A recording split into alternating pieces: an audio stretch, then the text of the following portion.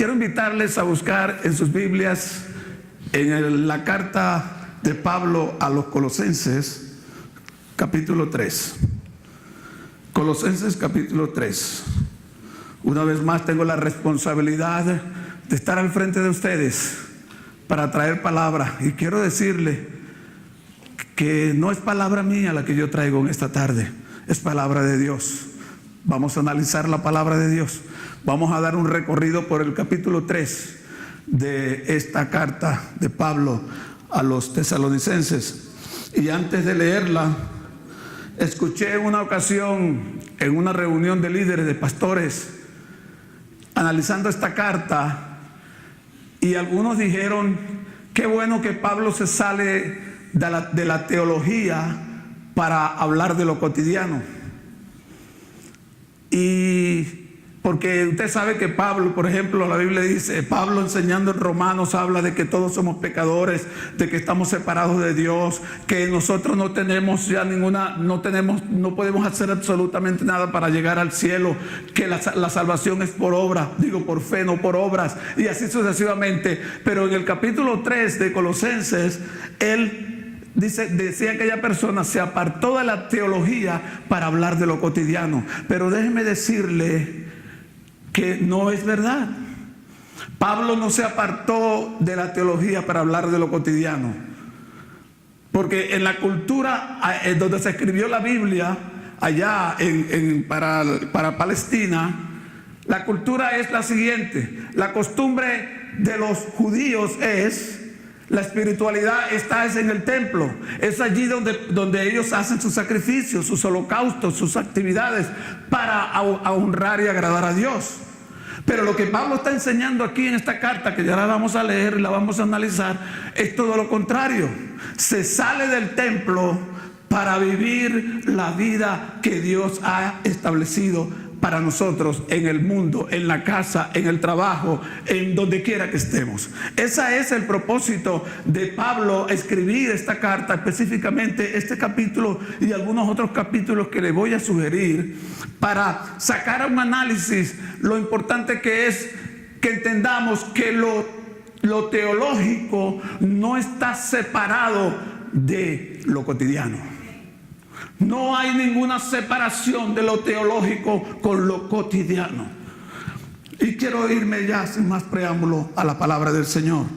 Mire lo que dice Pablo hablando en el capítulo 3. Dice: si pues habéis resucitado con Cristo, buscad las cosas de arriba, donde está Cristo sentado a la diestra de Dios.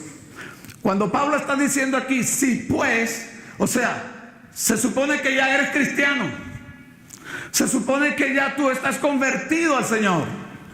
Por eso está diciendo, si pues Cristo ha resucitado en ti, o sea, si tú has muerto para el mundo y has vivido para Cristo, en la Biblia eso se llama nuevo nacimiento.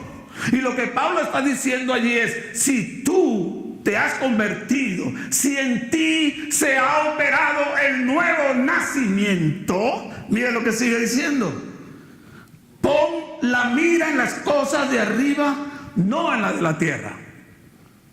Se supone que el Dios de los espíritus, ¿qué dice el Padre nuestro? Padre nuestro que estás en los cielos. Lo que está diciendo: mantén tus ojos puestos en el Señor, no en la tierra. ¿A cuánto le ha caído polvo cuando anda el viento, viene el polvo y le caen los ojos? De la misma manera, cuando nosotros estamos enfocados en las cosas de la tierra, sea que sea, lo que sea, cuando nos enfocamos en las cosas de la tierra, también nos ensuciamos. Porque comenzamos a ver errores, comenzamos a ver fallas, comenzamos a ver una serie de cosas dentro de las personas, porque se nos olvida de que todos somos personas imperfectas, que fallamos, que cometemos errores en la vida. Y por esta razón, Pablo nos aconseja que estén nuestros ojos fijos en Dios, en el que vivió, vino a la tierra, murió y resucitó, puesto los ojos en Jesús, autor y consumador de la fe. Permítanme quitarme esto. Eso está en Heater. Please. Me van a zancochar aquí.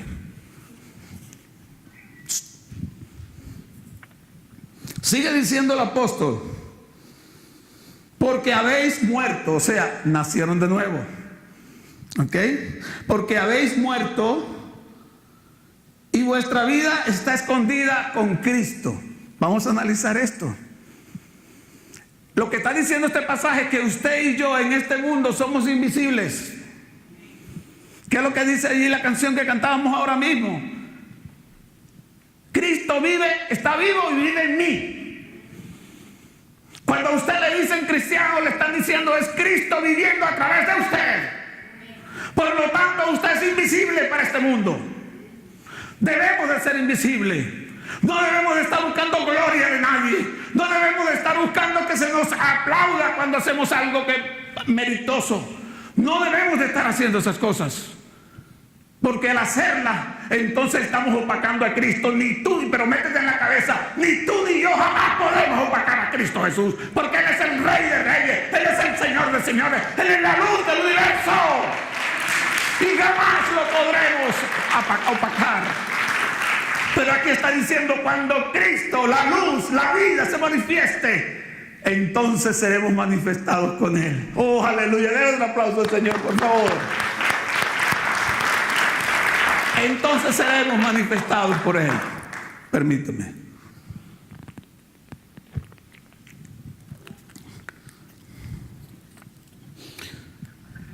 Entonces aprendemos que somos invisibles. Así que si nadie te agradece por el favor que haces, acuérdate que eres invisible. Si te pagan mal por bien, acuérdate que eres invisible. En otras palabras, no te enrolles, porque se lo están haciendo es al que vive en ti. Por eso dice la palabra, que cualquiera que haga algo, hazlo de mi pequeño, me lo haces a mí, dice el Señor. Así que ese problema es suyo. Si usted después se coge el problema para usted, el dolor de cabeza te va a dar a ti. Y es lo que el Señor quiere evitarnos a nosotros, que no nos dé el dolor de cabeza cuando la cogen con nosotros. Es más, Jesús dijo que nosotros seremos perseguidos como cristianos. Si a él dijo bien claro, si a mí me han hecho esto, ¿qué no le harán a ustedes por causa mía? Entonces ya está claro que a quien se lo hacen es al Señor. Entonces usted no tiene por qué enrollarse de ninguna manera. Seguimos. Entonces ya hemos aprendido aquí que si nos hemos convertido, debemos de cambiar el enfoque. Miren lo que sigue diciendo aquí esta carta en el verso 5. Después de hablar si has nacido de nuevo, si has aceptado a Jesucristo, entonces mira la orden que da Pablo en el versículo 5. Haced morir pues lo celestial. Pero parece que nosotros somos es como hay mucha gente que tú le dices una cosa y la distorsiona y piensa otra. Parece que nosotros distorsionamos porque nos estamos olvidando de las cosas espirituales. Dice haced morir. ¿Qué quiere decir eso? Matar lo terrenal. Ahora, ¿cómo se mata lo terrenal? Tú vas a agarrar un cuchillo y solo te vas a poner en la tierra. ¡Muere, muere, muere! Te vas a morir tú de tanto esfuerzo que estás haciendo para matar la tierra. Eso no es lo que la palabra está diciendo. Lo que está diciendo es que las cosas que antes te dominaban, como ya naciste en Jesucristo, como ya eres una nueva criatura, entonces tú tienes que preocuparte para mantenerte en vida. Y es cada vez que vengan aquellas tentaciones, aquellas situaciones que tú vivías antes de conocer a Cristo. Y mire cuáles son las que dicen aquí. Haced morir pues lo terrenal en vosotros. Fornicación. Aquí nadie sabe lo que es eso. ¿Verdad que no? Fornicación es tener relación sexual fuera del matrimonio. ¿Ok? Son impurezas, actividades fuera de lo natural, que el Señor condena, que el Señor no le agrada. Toda fornicación, relaciones fuera del matrimonio, relaciones sexuales, que no es con tu esposo, con tu esposa. Esas son palabras del Señor. Haced pues morir lo terrenal, fornicación, impureza. Ni modo. Sabemos lo que es ser impuro, lo que tener impureza, lo que no tener pureza. Pasiones desordenadas. Por allí los psicólogos ahorita les recomiendan cuando van a atender a parejas, les dicen, no, está bien que tú tengas una fantasía sexual. Tú puedes tener una fantasía sexual para que disfrutes a lo máximo tu relación. Pero eso no es lo que dice la Biblia. La Biblia dice que yo debo de matar eso. Que yo tengo que tener, o si no sé, buscar la ayuda para tener la capacidad de poder satisfacer a mi esposa sin tener que estar usando cuestiones de fantasía. Pensándonos en qué cosa. Aquí la palabra dice que debemos de matar esas cosas. ¿Cómo? Bueno, si yo siento la tentación por alguna razón, yo debo de ir a mi esposa, mi amor, me está pasando esto. Ahí yo estoy matando esa cuestión, porque la estoy confesando a la mujer que está a mi lado. Hay muchos que se lo confiesan a Dios, pero los cónyuges no saben nada, y ahí no matan nada, porque es una actitud que el Señor nos está mandando de hacer en este mundo, matar todo lo que es terrenal, aquí. Y la mejor manera es que yo vaya donde ella, mira Julia, me está pasando esto y esto, ayúdame, vamos a orar juntos. Así se mata esa tentación de impurezas y de fornicación y todo ese tipo de cosas. Sigue diciendo, pasiones desordenadas, malos deseos y avaricia, que es idolatría. Hay personas que le pueden tocar a la suegra, a quien sea, pero cuando le tocan dinero, ahí sí se mete en problema uno. Eso se llama avaricia. Y la avaricia dice aquí que es idolatría. Acabo de hablar con una persona que me decía, mi esposa tiene tanto dinero en una cuenta a plazo fijo y nos estamos muriendo de hambre, porque yo perdí el trabajo y una serie de cosas. Eso es avaricia. Aunque usted quiera pintarlo de otra manera.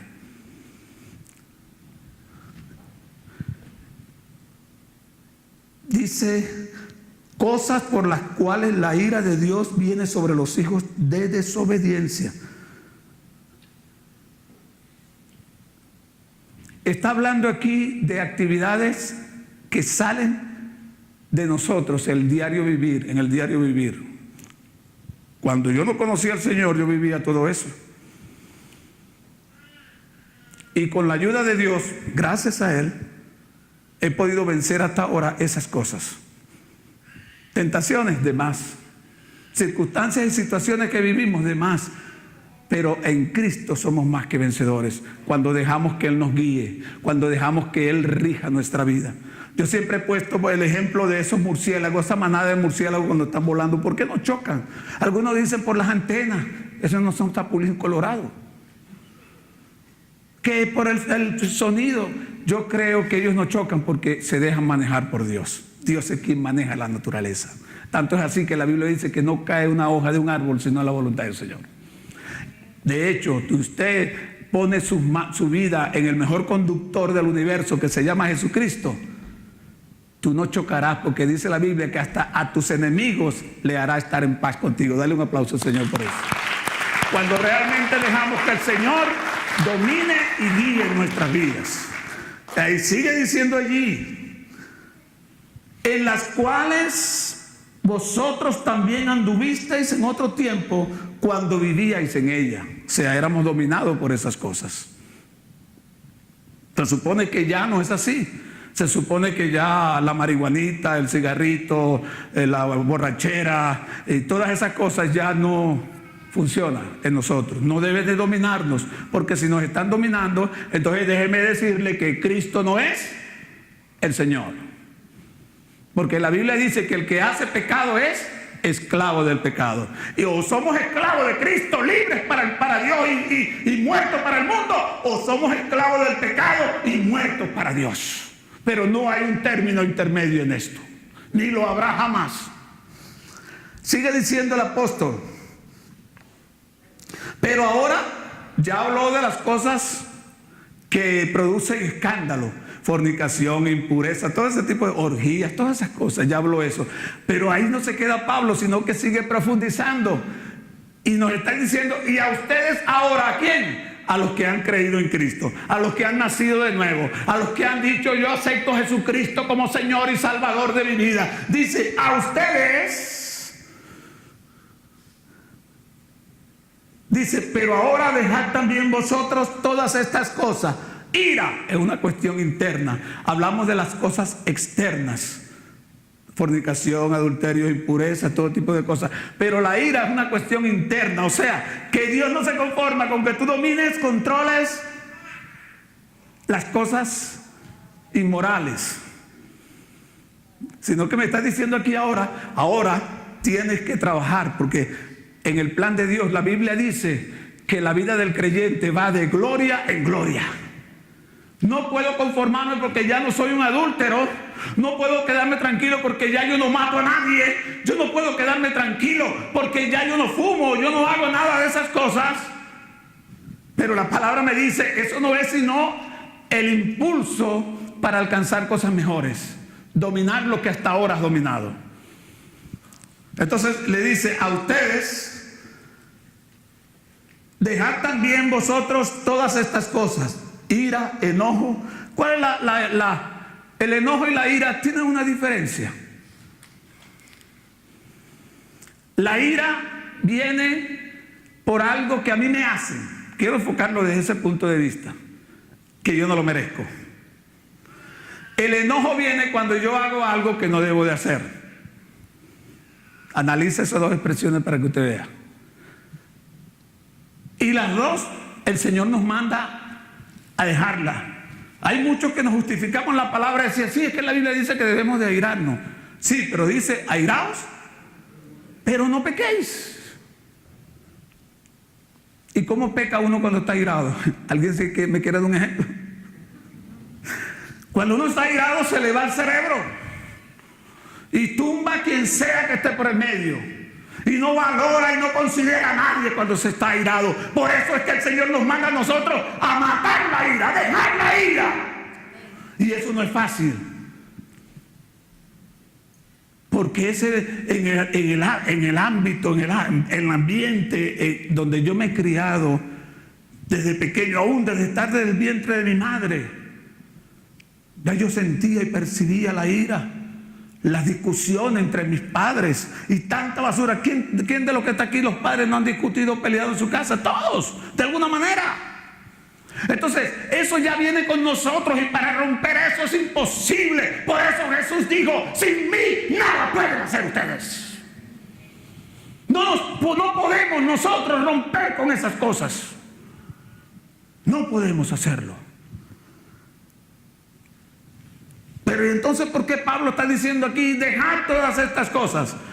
Porque nos está hablando a nosotros. ¿Y quiénes somos nosotros? Los que hemos invitado a Jesucristo como aliado de nuestra vida. Ustedes sí tienen el poder. La Biblia dice, todo lo puedo en Cristo que me fortalece. Por lo tanto, no hay nada en este mundo que no podemos nosotros controlar con la ayuda del Señor. Perdieron la oportunidad de decir un buen amén.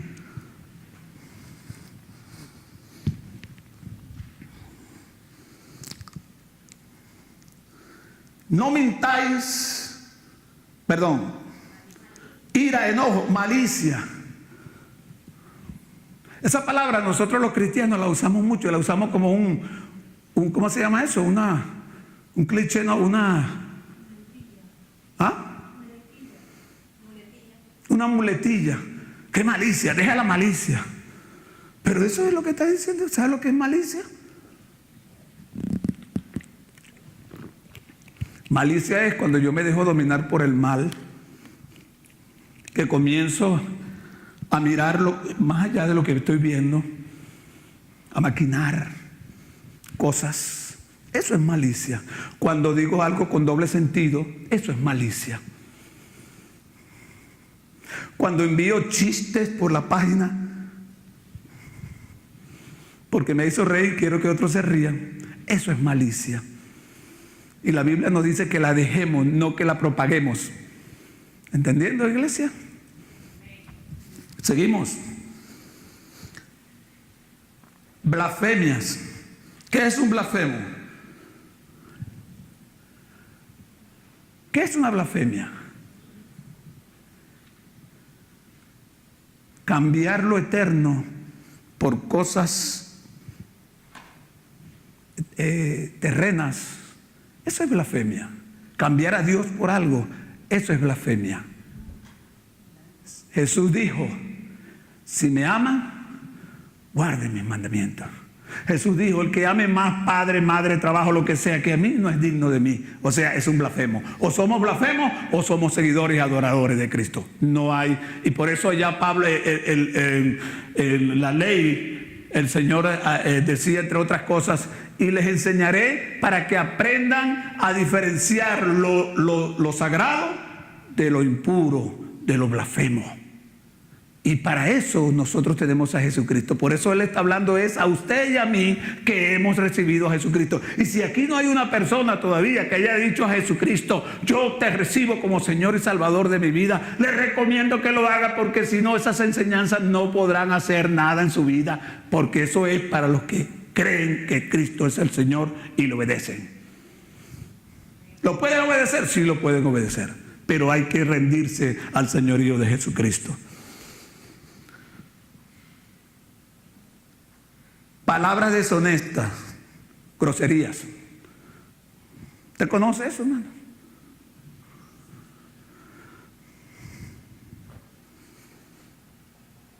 Esto es algo que nos cuesta dejar.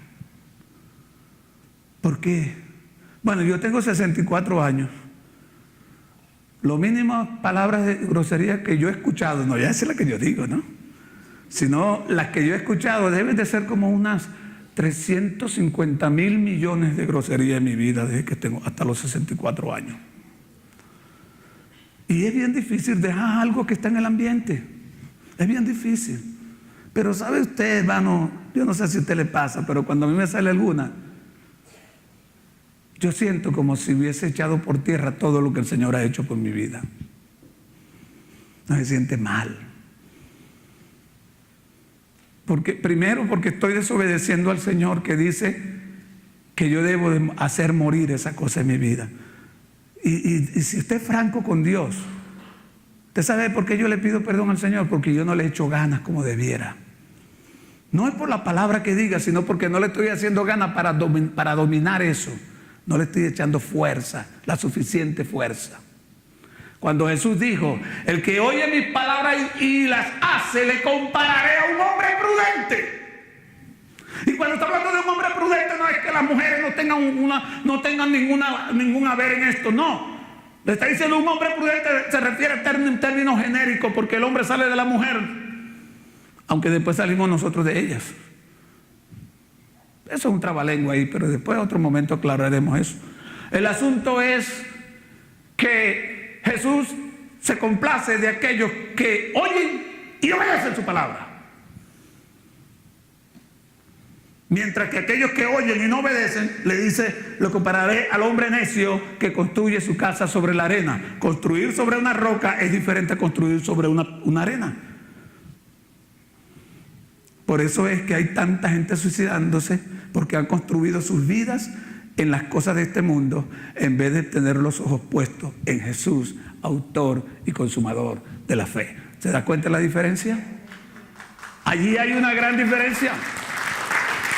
Por eso te aconsejo que comiences, si no lo estás haciendo, que comiences a mirar a Jesús, al inconmovible, porque todo lo de este mundo se mueve y se acabará en algún momento. Dice: no mintáis los unos a los otros.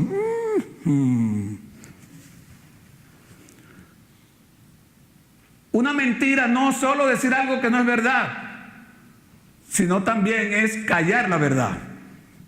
Ay, que yo no le quiero decir porque me da dolor, me da pena. O yo no quiero causar dolor. O buscamos cualquier excusa. Hermano, desde que se inventaron las excusas, todo el mundo es excusado. Y no debe de ser. La Biblia nos llama a nosotros a hablar verdad los unos a los otros. Y verdad significa que si yo sí me siento mal porque hace algo Julia que a mí no me gusta, que yo venga a ella y le diga: mira, Julia, eso para ti es natural, pero a mí me hace sentir mal eso. Que aunque yo no estoy buscando que ella cambie, lo que estoy es hablando una verdad. Porque si no, soy un hipócrita. Eso es lo que, cuando yo no digo la verdad, entonces estoy siendo hipócrita. Y el Señor aborrece la hipocresía.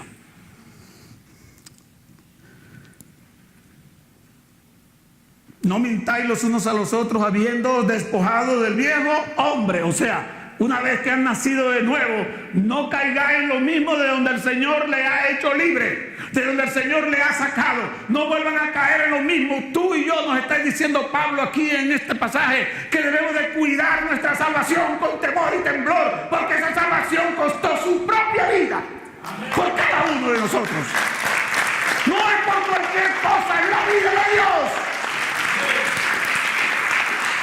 Nos preocupamos por proteger a nuestros hijos y eso vale todo el oro del mundo. Nos preocupamos por tener todas las cosas correctamente, pero ojalá nos preocupáramos así de cuidar la salvación que el Señor nos ha dado. Porque así fuese,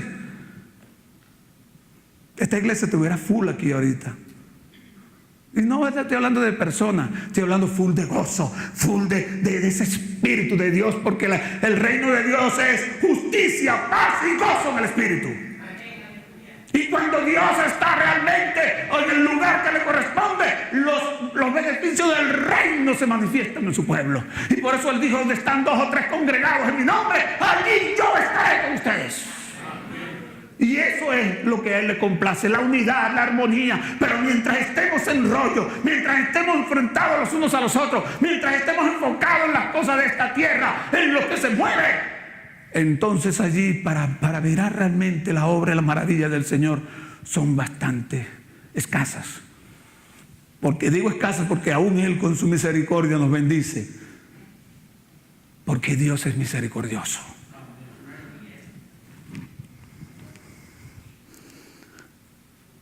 Y dice, y revestido del nuevo hombre, el cual conforme a la imagen del que lo creó, se va renovando. No dice que Dios lo va renovando. Es mi responsabilidad, es tu responsabilidad renovarte.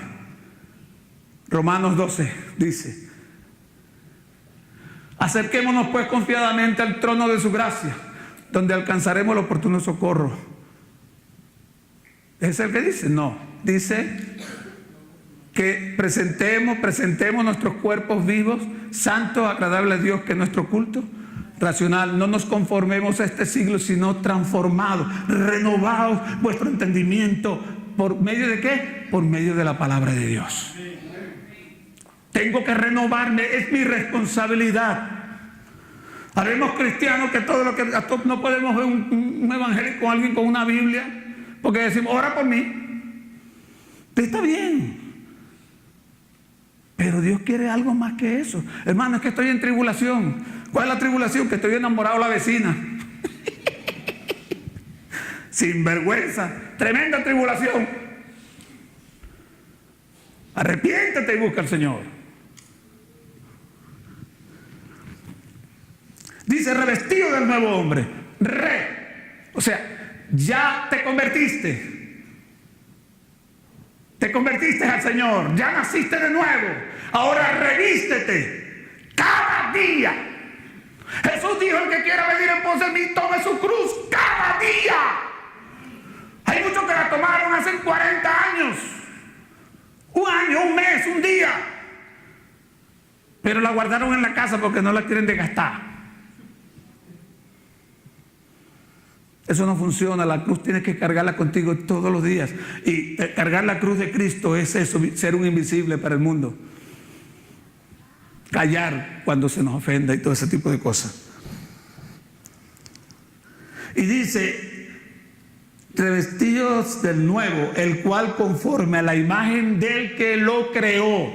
¿Quién te creó a ti? ¿Quién te recreó a ti? Cristo. ¿Qué es lo que dice la Biblia? El propósito de Dios es que nosotros seamos como Él es. Como Jesús es. Ese es el propósito del Señor. Como hombre, no como Dios. Porque tú ni yo no le llegamos, pero ¿a dónde? Ni siquiera a la huella que ponemos en el piso le llegamos al Señor. Pero como hombre, el hombre perfecto, el hombre que no abrió su boca, dice la Biblia, lo maldecían, no maldijo a nadie, lo acusaban y no abrió su boca, sino que dijo: Padre, perdónalos porque no saben lo que hacen. A esa imagen nos quiere llevar el Señor a nosotros. Y dice: se va renovando hasta el conocimiento pleno. Y aquí es donde quiero llegar. ¿Cuál es el conocimiento pleno? Mire, ya vimos las depuraciones externas, el adulterio, fornicación, todas esas cosas que se ven, que son escandalosas. Ya vimos las cosas internas, la ira, el enojo, la malicia y todo ese tipo de cosas. Ahora nos está dando una orden a alcanzar un conocimiento pleno. ¿Qué dijo Jesús en Juan 17:3? Dijo: Padre, que te conozcan a ti que eres la verdad. Y para conocer al Señor, no lo voy a buscar en Google. Señor, ustedes vieron por allí el Almighty God, el de Jim Carrey, ¿es que se llama el tipo ese, el chistoso ese, que lo pusieron Dios por un día? Y él atendía esa es la imaginación. Es que tenemos una imaginación tan corta de lo que es Dios. ¿Ah? Que Jim Carrey respondía las oraciones por un alacto. Por un alacto aparecían los nombres de todo el que hacía petición. Y ¿Qué falta Dios dice: ¿a qué me pueden comparar ustedes a mí? Si los cielos de los cielos no me pueden contener, dice el Señor. Denle un aplauso al Señor, caramba, aleluya. Entonces, el conocimiento pleno, después de invitarnos a crucificar todos los apetitos de la carne, nos llama ahora a añadir, porque sabes una cosa: cuando hay despeje, cuando hay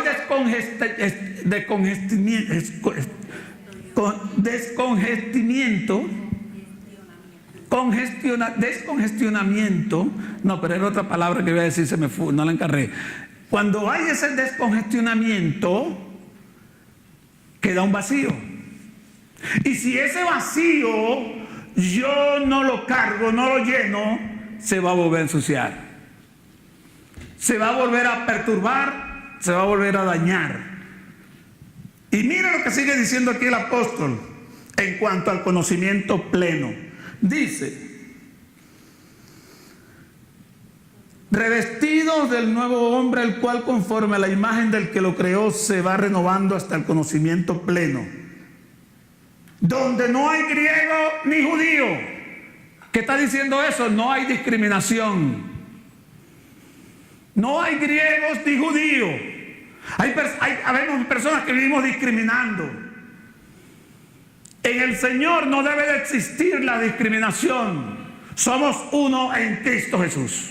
Amén. Sea de la Patagonia, sea de donde sea. Y no que yo tenga en contra nada con la Patagonia. Lo que quiero decir es que seas de donde sea, sea de Venezuela, de la Luna, de Marte, de Júpiter, somos uno en Cristo Jesús y tenemos el mismo Señor, la misma fe, el mismo bautismo, el mismo Espíritu que nos guía a toda verdad. Somos uno solo. Dice, ¿cómo yo voy a alcanzar el conocimiento pleno? Dice: vestido pues como escogido de Dios. Ahí me está llamando a añadir. Ya vacié la ira, el enojo, el adulterio, fornicación, ya trabajé, ya crucifiqué todas esas cosas. Pero ahora me dice que me vista de esa cosa extraordinaria. Vestido pues como escogidos de Dios, santos y amados, de entrañable misericordia. Todas esas cosas, todas esas demandas que el apóstol Pablo nos está dando a nosotros, es porque tú y yo necesitamos hacerla. Y si no podemos, por nuestra fuerza, ¿qué dice la Biblia? Dios instituyó ministerios en la iglesia para la edificación de la iglesia. ¿Y qué es edificar la iglesia?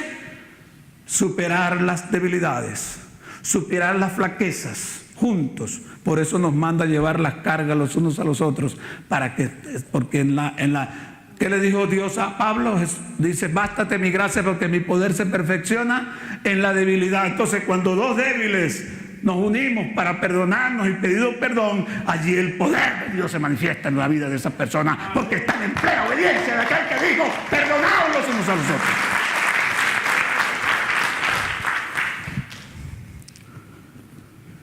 Entonces debemos de añadir con una vestimenta santa, de entrañable misericordia. Cuando yo tengo misericordia de ti, yo no te critico. Cuando yo tengo misericordia de ti, yo no te señalo. Cuando yo tengo misericordia de ti, yo creo que así como Dios la tuvo de mí, la va a tener de ti también. Y lo que cambió en mí, te lo va a cambiar a ti también. Ese es el Señor. Ese es el Señor a que tú y yo debemos de entender que le estamos sirviendo. Dice, como escogido de Dios. Esto no es cualquier cosa, hermano. A usted no lo escogió el pastor. A usted no lo escogió nadie. A usted le escogió el mismo poderoso Señor que conoce todas las cosas. Hay gente que dice, es que yo no puedo, es que yo no sé. Mire, Dios no se equivoca. Si Dios lo escogió a usted, eche para adelante porque Él estará contigo todos los días de tu vida.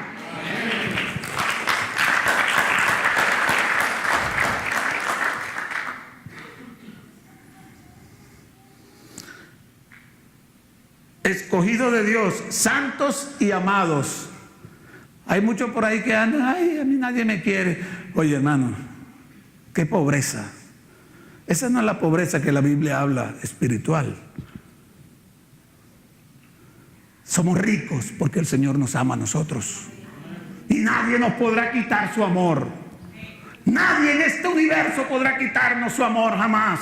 Y eso es una de las cosas que nuestro enemigo Satanás lucha y lucha y se esmera por aniquilar el amor de Dios en nosotros. Pero Él nunca podrá lograrlo. Solo nosotros, si lo dejamos que lo haga, no lo quitará. Porque Dios cuando da algo no lo da como nosotros. Si yo te voy a regalar ese carro, pero si lo llego a ver sucio, un polvito encima, te lo vuelvo a quitar.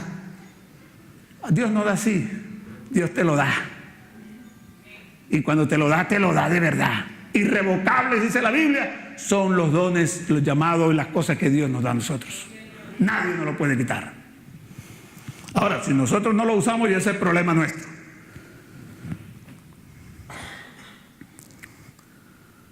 Revestidos de entrañable misericordia, de benignidad, de humildad, de mansedumbre, de paciencia. Mire lo que dice, ya entró en esto que va más allá de lo que hemos hablado hasta ahora. Soportándoos unos a otros, perdonándoos unos a los otros.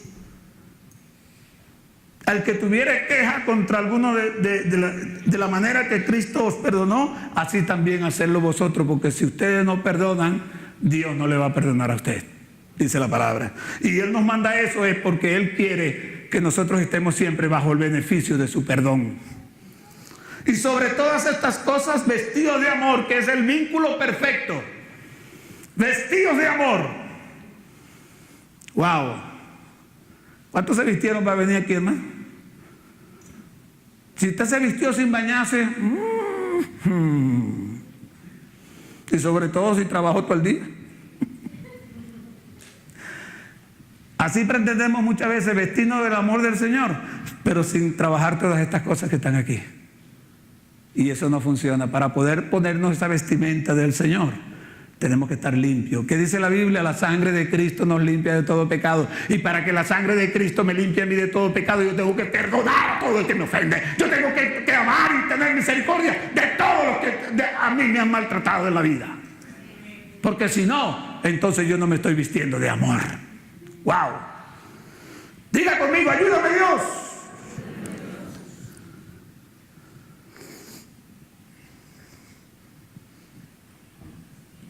Porque así como Cristo os perdonó, así también vosotros deben de perdonarse los unos a los otros. Después de hacer todo eso, y dice, y la paz de Dios gobierne en vuestros corazones, a la que asimismo fuisteis llamados en un solo cuerpo, y sed agradecidos. ¿Agradecido a quién? Hay gente muy buena que vive dándole gracias a Dios, pero también nos llama a ser agradecidos los unos con los otros. Tenemos que trabajar eso. Y agradecido no es decirle gracias, es mostrar con la vida de que realmente estamos agradecidos. ¿Por qué nosotros obedecemos al Señor? ¿Para salvarnos? No. Ya nosotros somos salvos. Y por ser salvos estamos agradecidos y lo adoramos, porque Él nos salvó no mereciéndolo. Porque ni tú ni yo merecemos la salvación, pero a Él le plació hacerla. Aleluya. Y sobre todas estas cosas vestidos de amor, la paz de Dios more, la palabra de Cristo more en abundancia en vosotros, enseñándoos y exhortándoos unos a otros en toda sabiduría. En la iglesia se practican enseñanzas bíblicas y muy pocos están asistiendo para recibir las enseñanzas, los entrenamientos que Dios nos manda a darle a todo el pueblo. No valoramos, no tomamos en cuenta ese tiempo que Dios nos concede para conocerle mejor. Porque ese es el reto, esa es la oración de Jesús: Padre, que te conozcan a ti. Así que cada vez que se le presente la oportunidad de tener un estudio bíblico en su casa, que se le presente la oportunidad de tener actividades aquí en la iglesia donde se enseña la palabra, aprenda y acuérdese que el reto es que tú conozcas al Padre en toda verdad y en toda ciencia.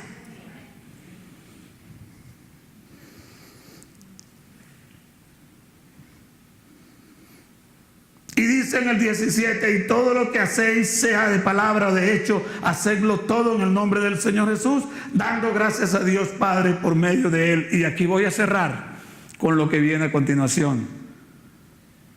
Nos manda a darle gracias a Dios por todo. Qué difícil es darle gracias a Dios cuando las cosas no marchan bien, cuando las cosas no se dan como yo quiero. Bien difícil. Pero mire, entonces vamos a ponerle el adorno, porque el tema se llama el tope de la espiritualidad. ¿Dónde está el tope de la espiritualidad?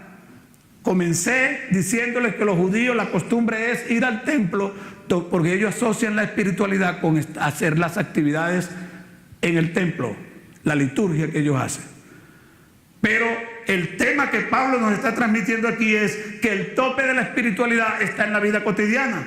Y esto hablamos de la conversión plena, del conocimiento pleno, y voy a terminar con la vida plena.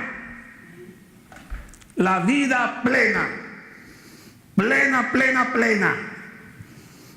Mire lo que dice. 18. Casadas, estad sujetos a vuestros maridos. Amad a vuestras mujeres, a vuestros maridos como conviene en el Señor. Este es el tope de la espiritualidad. Yo vengo a la iglesia, soy entrenado, soy educado cada día, se me está educando por la palabra del Señor, para que yo lleve una vida mejor en mi casa. ¿Qué dice la Biblia? La ley entrará por la casa. Y dice la palabra: si la ley entra por la casa, por mi casa, dice el Señor, ¿qué será de aquel que nunca va a la casa? ¿Qué será de aquel que no me obedece? ¿Qué será de aquel que no hace lo que yo mando que se debe de hacer como Señor? Porque si soy Señor, dice Él, ¿por qué no se me honra obedeciéndome? Vida plena. Sigue diciendo: maridos, amad a vuestras mujeres y no seáis ásperos con ellas. Y luego sigue diciendo: hijos, obedeced a vuestros padres. Y después sigue diciendo: esclavos, sométanse a sus amos. Y sucesivamente una serie de cosas importantes que yo no podré hacer si yo no tengo el conocimiento de Dios, que yo no podré someterme, que yo no podré cumplir si no estoy siendo entrenado primero para poder ejercitar eso que el Señor me permite conocer a través de su palabra. Y esa vida plena es la que tú y yo necesitamos. Y voy a enfocarme más en las palabras ásperas, porque siempre le damos duro a las mujercitas. Yo le voy a dar duro a los hombres hoy en día, empezando por mí. Palabras ásperas. ¿Qué es eso? ¿Eso son peras ásperas? ¿Qué es eso? ¿Son peras dulces? ¿Qué son palabras ásperas? ¿Por qué el Señor nos manda a tratar a nuestras mujeres con amarlas y a no a darles palabras ásperas? Mi amor, aquí te traigo el arroz. ¡Eso está quemado! Mi amor, que lo dice con amor. ¡No! Palabras ásperas que nos salen y no porque las maquinamos. Porque si usted la está maquinando para decir, entonces hay algo que está bien mal ahí. Porque ahí no está el Señor. Pero como el Señor sí está, nos salen de gratis. Mi amor, ¿está lista? No, bueno, apúrate porque te dejo. ¿Esa es palabra áspera o no?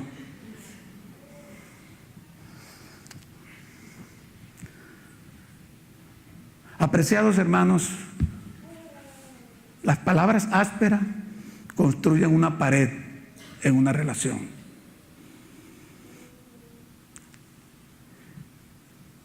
Y después uno viene en la noche, mi amor, ¿estás ahí? ¿Quién va a tumbar la pared, ella o yo? Esa pared que yo levanté, ¿quién tiene que tumbarla? Allí dice el Señor, nos está dando una orden a los hombres. Que la orden de la mujer es, respeten a sus maridos, respétenlos. Pero a los hombres les está diciendo, amen y no digan palabras ásperas. Cuando yo entiendo que Julia es una hija del Señor, ¿qué haría usted como padre si su hija está siendo maltratada? ¿Qué haría? Yo estoy maltratando a la hija de Dios con palabras ásperas. Gracias, Señor, por no quitármela hasta ahorita. Gracias, Señor, lo digo con toda propiedad. Porque a veces se nos salen una, hermana, que las pobres mujercitas quedan todo cortas. ¿Qué hago? No, este chapulín no está por ahí para que me ayude. Apreciados hermanos, el tope de la espiritualidad es llevar todo lo que aprendemos en la iglesia a la casa, a mi trabajo. A los hijos le da el mismo jarabe. Obedezcan a sus padres, respeten a sus padres. Ya no sé qué va a hacer el Señor con esta generación que está bien fuerte. Nos ha tocado a nosotros vivir una generación bien difícil, donde los hijos son los que mandan a los padres. Si no va, no te enseño cómo se abre la lacto. Si no hace, no me das esto, no te enseño el password. Nos tienen controlados, entre comillas. Pero allí dice el Señor, hijos, respeten a sus padres, obedézcanle, hónrenlo. Dios ha sido tan bueno con nosotros. Voy a hablar como hijos, que todavía estamos vivos, hermano. A pesar de la deshonra que hemos dado a nuestros padres en muchas ocasiones. De los maltratos que muchas veces le hemos dado a nuestros padres. Y aquellos que lo tienen vivo, yo les reto a que cambie la sintonía y que comience a amar a sus padres, a honrarles, porque mañana cuando se vayan, si es que Cristo no ha venido, le va a quedar un gran dolor en su corazón por no haber hecho lo que el Señor nos mandó a hacer. Cuando el Señor nos manda a amar y respetar a nuestros padres, es porque Él quiere. Es más, es el único mandamiento con promesa en la Biblia. Para que tus días sean largos, pero no solo largo de, yo no quiero llegar a 90 años, pero no tanto a la edad, sino largo en gozo, largo en armonía, en esperanza, en todas esas cosas bellas que no las vas a conseguir. Y por eso es que anda mucha gente amargada en el mundo, porque no respetan a los padres, porque no honran a los padres.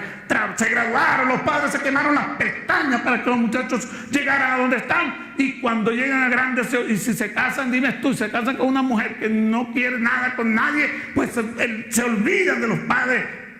Qué triste eso, porque cuando tengan que enfrentarse ante el Señor, lo van a lamentar, y no sé hasta cuándo durará ese lamento de no haber honrado, de no haber obedecido al Señor cuando nos manda a honrar y a respetar a nuestros padres.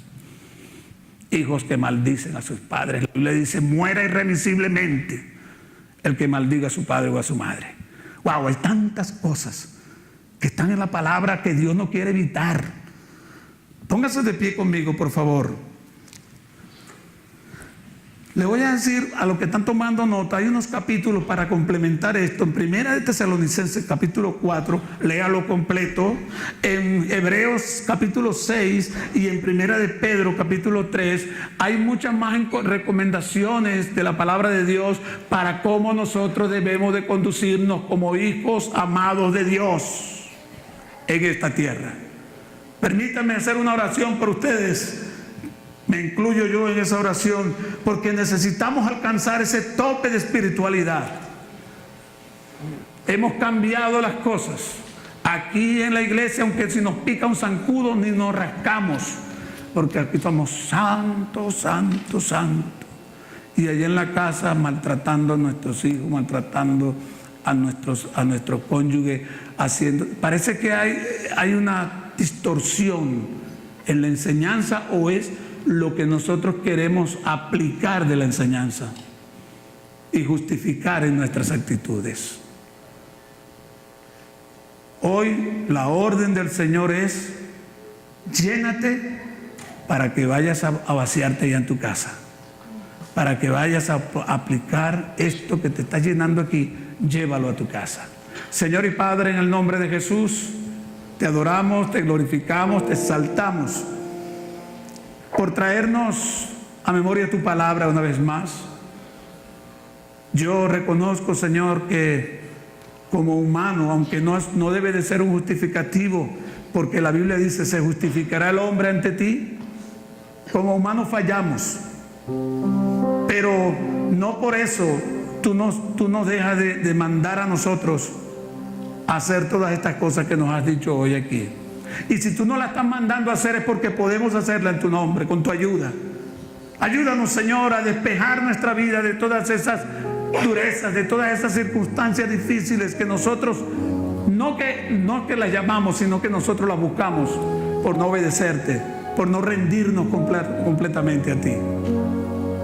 Dios Todopoderoso, permítanos vivir en ese tope de espiritualidad que tú quieres que tengamos en esta vida. Que podamos añadir a ese vacío, de esa superación de todas esas cosas negativas que hemos tenido en nuestra vida, que podamos añadir en nosotros la santidad, el amor, la misericordia, la compasión y todas esas cosas preciosas que tú quieres que sean características en cada uno de nosotros. Ayúdanos, Señor, perdónanos, límpianos y danos una nueva oportunidad de cambiar nuestra manera de pensar y de actuar. En el poderoso nombre de Jesucristo. Gracias, Señor. Amén. Tengan la amabilidad de sentarse.